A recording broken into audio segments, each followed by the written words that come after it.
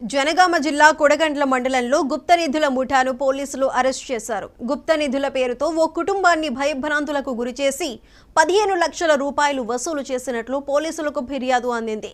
బాధితురాలి ఫిర్యాదు మేరకు కేసు నమోదు చేసిన పోలీసులు నిందితుల దగ్గర నుండి 15 లక్షల రూపాయలు వెండి, బంగారం స్వాధీనం చేసుకున్నారు.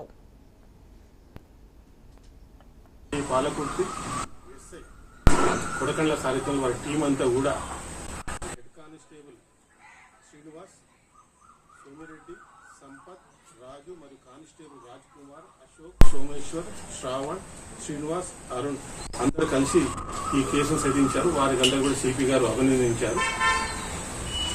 Thank you.